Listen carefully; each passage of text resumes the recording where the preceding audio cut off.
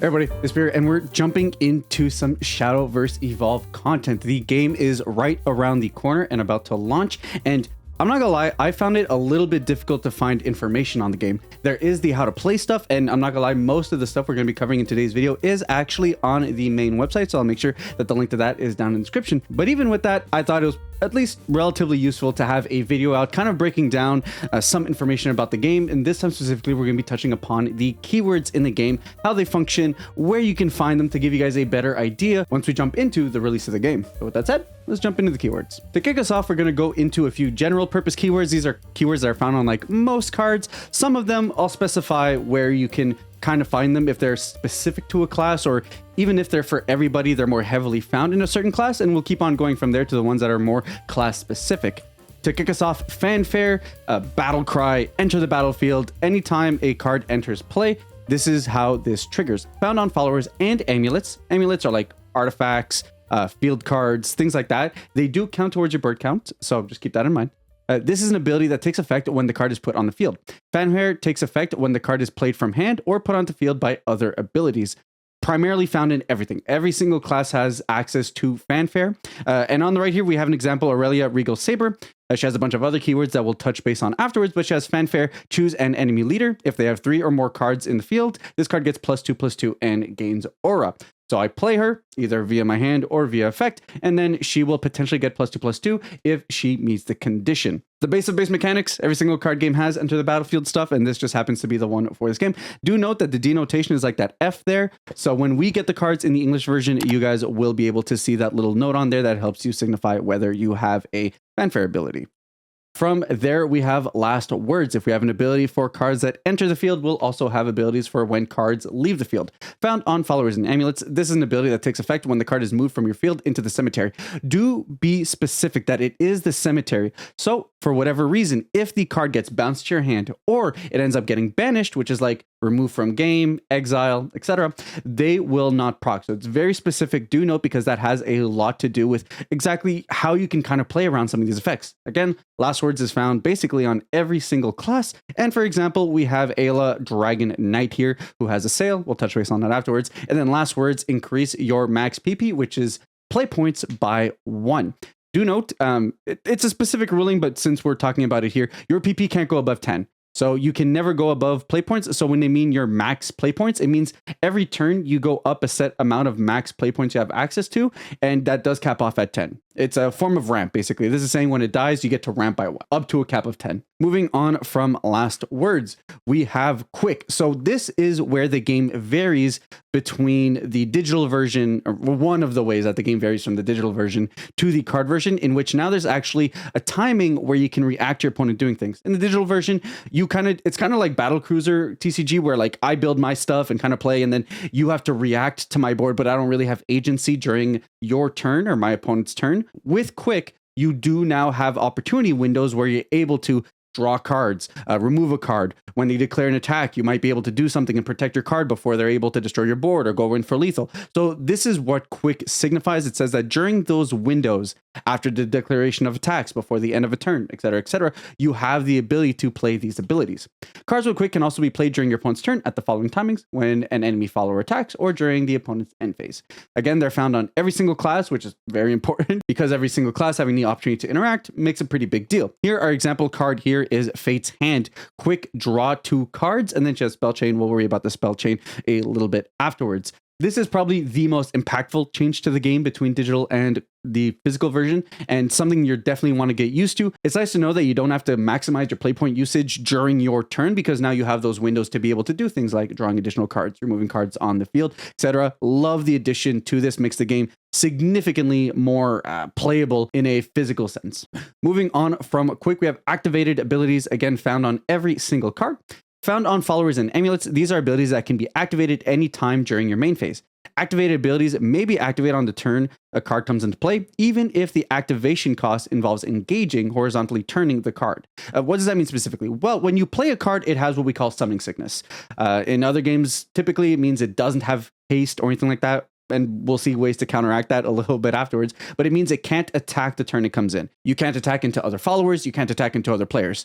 Typically, games that have summoning sickness also don't allow you to use activated abilities that turn the card to use them. However, it is nice here that you can get that immediate value, and it makes a big difference because in a lot of games, being able to get immediate value out of a card is kind of what dictates its playability. But the fact that you can use activated abilities the turns they come out, ignoring summoning sickness, is pretty huge because it guarantees that the pool of cards, a lot of them will always have some level of usage because they're not just stuck in a situation where you play the card, you pass your opponent's turn, hope they don't do anything to it, and then you get to use the ability you were hoping to use. Very nice inclusion here. I actually really love that because it opens up the things you can do so much more. Then again, play, wait, pray for the best. Our example card here is Medusa. Has a couple of abilities. We'll ignore all of those. We'll touch base on them very shortly. However, she does have activate, engage this card, choose an enemy, follower, and destroy it.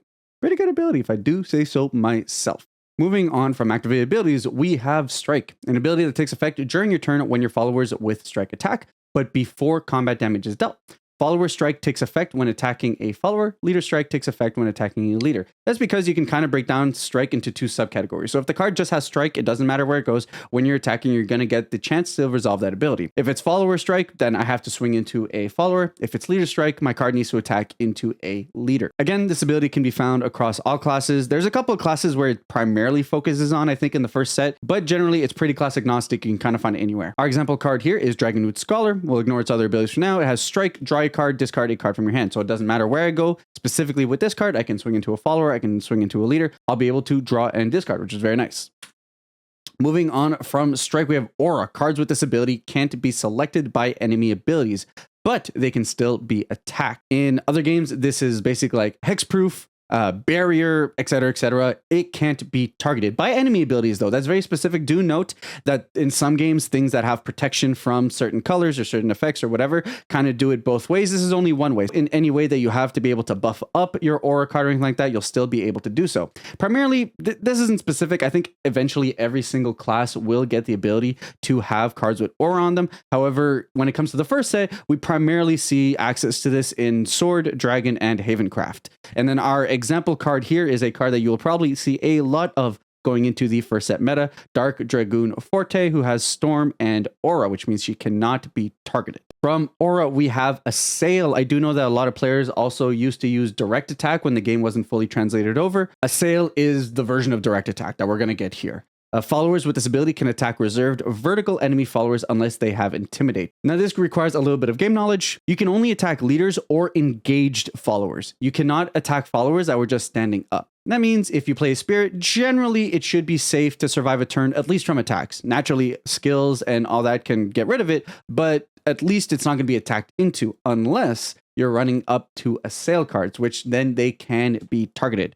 So our example card here is Aurelia Regal Saber, has Rush, Assail, and Ward, meaning that she'll be able to attack into your cards, or you will be able to attack into your opponent's card if they have this ability. From Assail, we have Ward. This is probably one of the most impactful keywords in this game in terms of like how you and your opponent go back and forth, how you defend yourself. Think of it as like taunt. In other games, it's like it's a defender, something like that. When attacking, if your opponent has any engaged horizontal followers with Ward, you must select one of them to attack. You may engage, horizontally turn your followers with Ward at the following timings: when they're put on the field or during your end phase. Having the additional timings is absolutely huge because otherwise you'd have to like wait a turn and then attack into your opponent the turn after that. So while there are these two timings in which the skill will allow you to engage them, there's also the additionals of you either attack into your opponent or you have some other skill that would allow you to engage your Ward follower and then you're able to proc off Ward. But having these additional knights, so I can play Aurelia, and the moment I play her, if I don't intend on attacking with her, I can just go ahead and engage her, and then my opponent's going to have to swing into her before it's able to swing into me or any other of my followers. Or I can go ahead, wait until the end of the turn, play some cards, do some things, and then go ahead and engage them. So it's absolutely huge. The biggest defensive piece that most decks will have access to. This is primary to absolutely every single class, and a big part of the game is going to be working around how to beat through your opponent's Ward followers. From there, we have Storm. Followers with Storm may attack the enemy leader or engaged enemy followers the turn they are put onto the field. This is haste. This is charge. And there are like two forms of this. There's going to be Rush that we're going to see that's a little bit less powerful than Storm. Storm, basically, the only big difference is you can attack into a leader. which we can see here on Forte, able to attack into a leader, able to deal direct damage. It's a very powerful. It is nice that we have a couple of things that allow us to attack into our opponent the turn they are played, but the more balanced version and what we're going to see on more cards than not is actually Rush. Followers with Rush may attack engaged enemy followers the turn they are put onto the field. So it's like a nerfed version of Storm where you can't attack the leader, but you can still attack into other followers. And this is really important for board control. If you've played the digital version at all, you understand that like lots of spirits have Rush, or the ability to evolve your followers, give them the ability to be able to then clear out the board. It's very important for board management. Again, it is found in every single class in some fashion or another. Some classes will have more access to it than others, depending on, you know, what the meta is, what cards are released. It's pretty class agnostic. Aurelia being an example of one that has Rush versus previously we have Forte that has Storm. Just something to keep in mind. From there, we are jumping into things that start getting a little bit more class specific. Bane. When one of your followers with Bane deals combat damage to an enemy follower, destroy the enemy follower after damage is exchanged. For any of you Magic heads, this is Death Touch. It means the moment that something hits into it, combat damage is dealt, now you're absolutely going to die. Technically, this isn't specific to any class. There are like neutral cards that have Bane, and there's like a couple of cards in other classes that have Bane, but primarily looking through the card list, I mostly see Abyss followers have access to this. So while it's not very specific to a class, you will primarily not see it too far around aside from really the Abyss class. And our example here is Medusa. Again, lots of things going on with this card, one of which is Bane. So if Medusa deals combat damage to an enemy follower, it will subsequently die. Moving from Bane, which is like not super specific, but it just so happens to be that Abyss is where you see most of it. Now we're really jumping into some class specific keywords. Drain. When one of your followers with Drain deals combat damage while attacking, your leader gains the same amount of defense. No defense is gained when your follower is being attacked.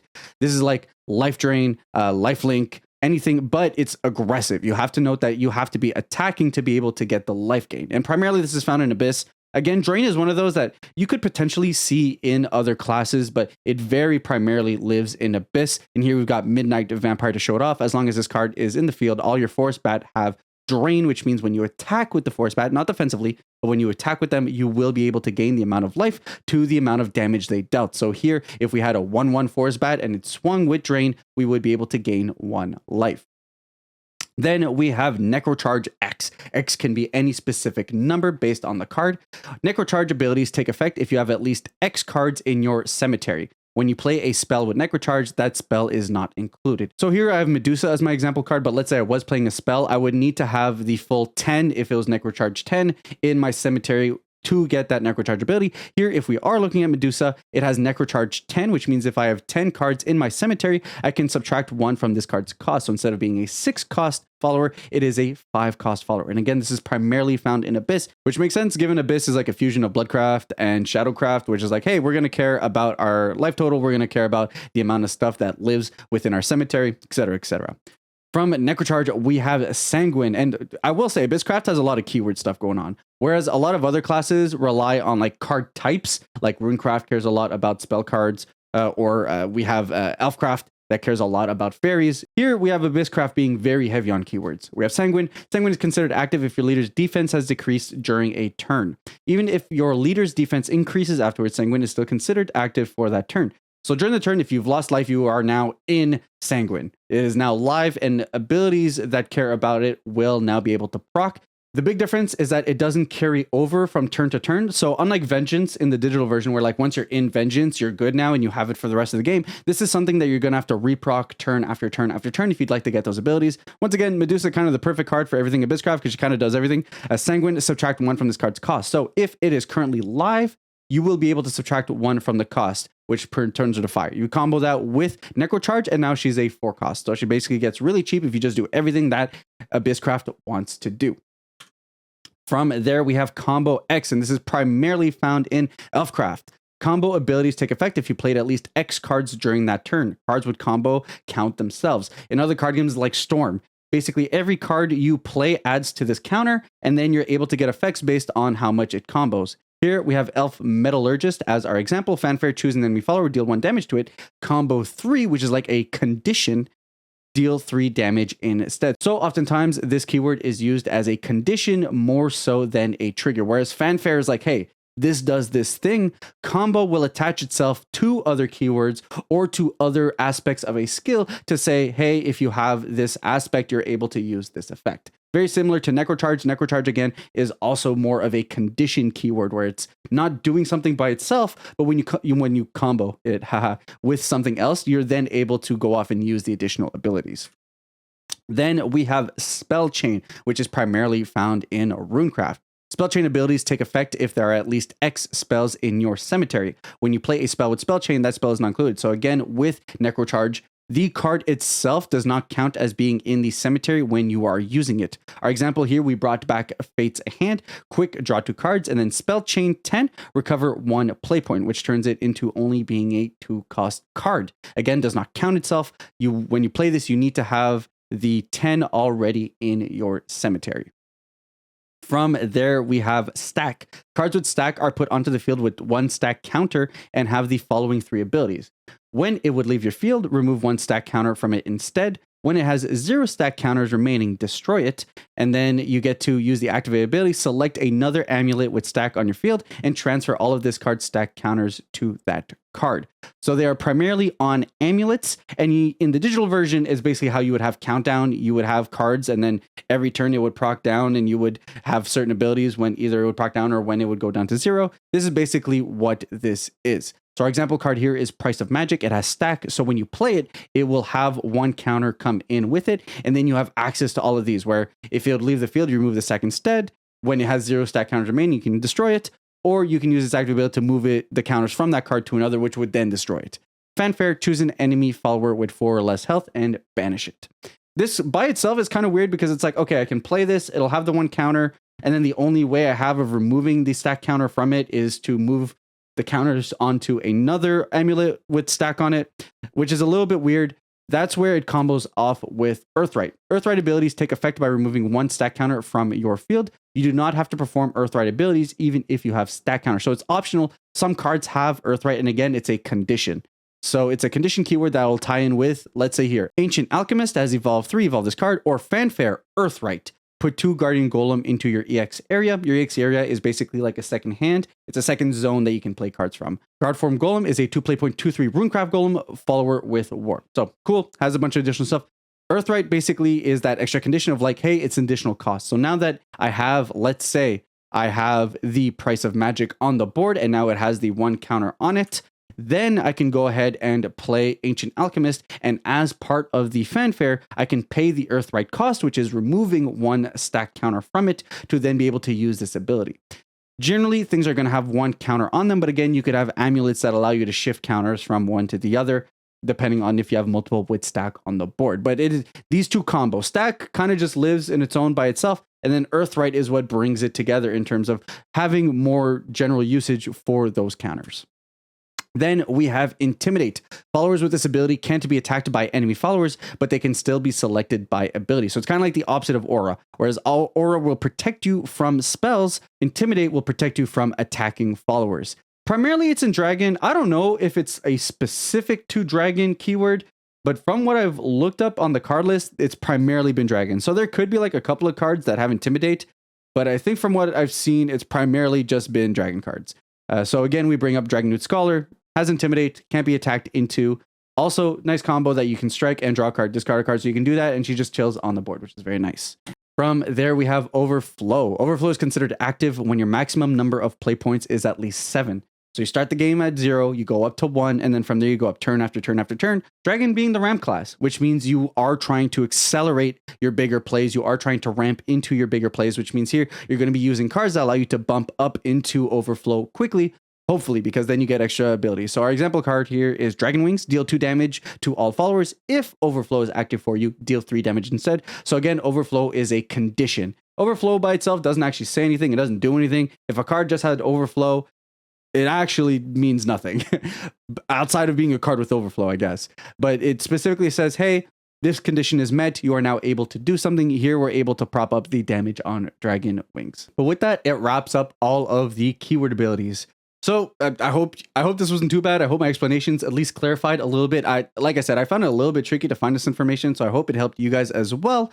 And I hope you guys enjoyed this video. I do plan to be following up with a couple of more Shadowverse videos as we all get ready for the launch of the first set up at the end of the month. So hopefully we can throw in together. If there's any specific videos that you guys would like to know, things that are clarified or give you a better idea before we jump into the set 1 meta, let me know in the comments down below. And with that said, I will catch you guys on the next one. Ciao.